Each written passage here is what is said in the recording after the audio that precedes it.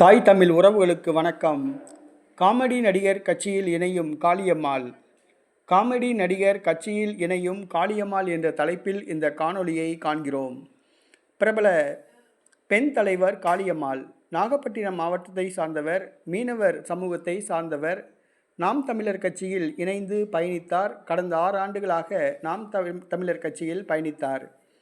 2 முறை அவர் பாராளுமன்ற தேர்தலில் போட்டியிடவும், 1 முறை சட்டசபை தேர்தலில் போட்டியிடவும் சீமான் வாய்ப்பு வழங்கினார். நாம் தமிழர் கட்சி மேடைகளில் பேசுவதற்கு வாய்ப்பு ஏற்படுத்தி கொடுத்தார்.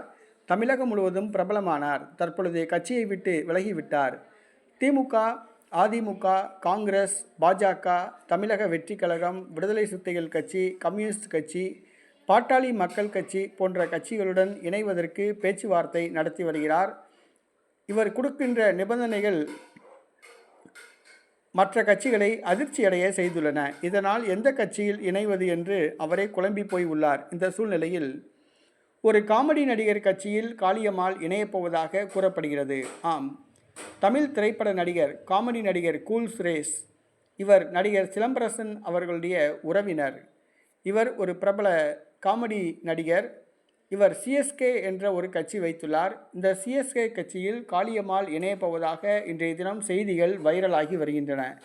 இது சம்பந்தமாக கூல் சுரேஷ் அவர்களிடம் கேட்டபோது, ஏன் எங்களுடைய கட்சியில் காளியம்மாள் இணையக்கூடாதா? காளியம்மாள் எங்கள் கட்சியில் இணைந்தால் ரத்தின கம்பளம், சிவப்பு கம்பளம் விரித்து வரவேற்போம் என்று கூறியுள்ளார்.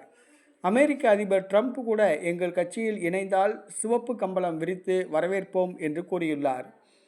பிரபல பெண் தலைவர் காளியம்மாள் காமெடி நடிகர் கூல் சுரேஷ் கட்சியில் இணையப்போவதாக இன்றைய தினம் செய்திகள் பரவியுள்ளன.